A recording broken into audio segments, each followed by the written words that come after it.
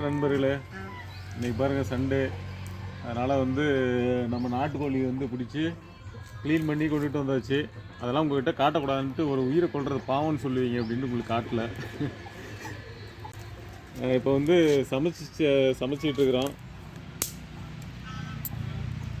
விறகடுப்பில். அங்கே உள்ளார வந்து கேஸில் வச்சா கொஞ்சம் லேட் ஆகும். அது மட்டும் இல்லாத அந்த டேஸ்ட்டு இதில் வந்து டிஃப்ரெண்ட் வரும்.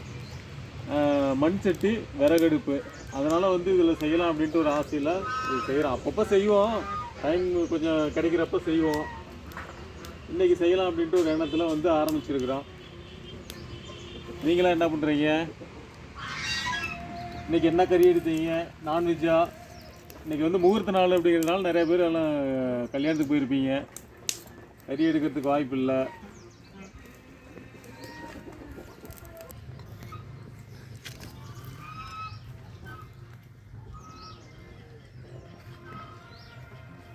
நாட்டுக்கோழி ஈரலை இதை விரும்பி சாப்பிட்ற ஆள் தான் வீடியோ எடுத்துக்கிட்டு இருக்குது.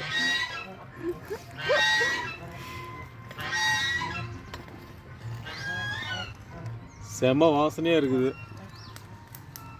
இப்போ தான் சண்டே ஆரம்பிச்சிருக்குது. சண்டே ஆரம்பிக்கிறதும் தெரியாது, போகிறதும் தெரியாது. போகிறதும் தெரியாது, ஆரம்பிக்கிறது சிறப்பாக ஆரம்பிச்சிருச்சு இல்லை?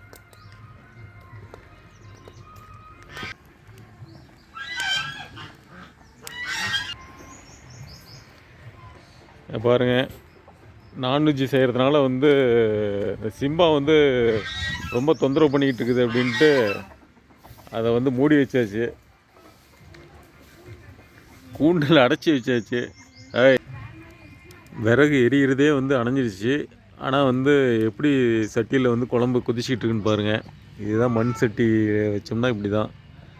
நீங்கள் தனியாக எடுத்து வச்சிட்டா கூட கொஞ்சம் நேரம் எரிஞ்சு அந்த கொதிச்சிக்கிட்டே இருக்கும்.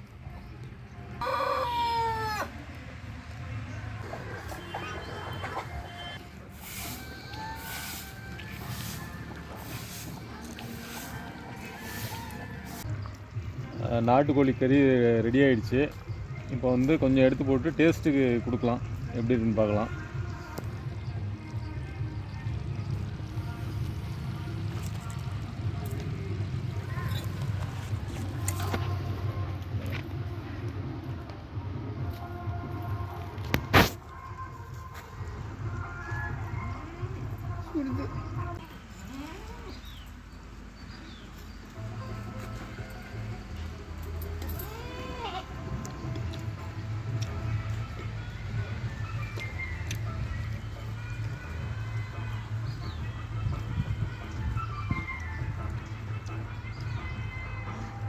இது கிரேவியோடு சேர்த்து சிக்கன் செம்மையாக வெந்துருக்குது.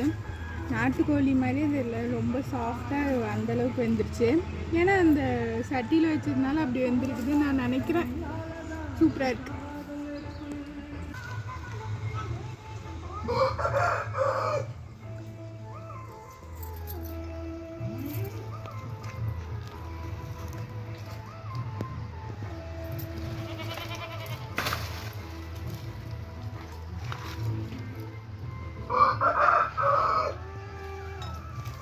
சிம்பாவுக்கு கொடுக்கலாம், என்ன பண்ணுன்னு பார்க்கலாம்.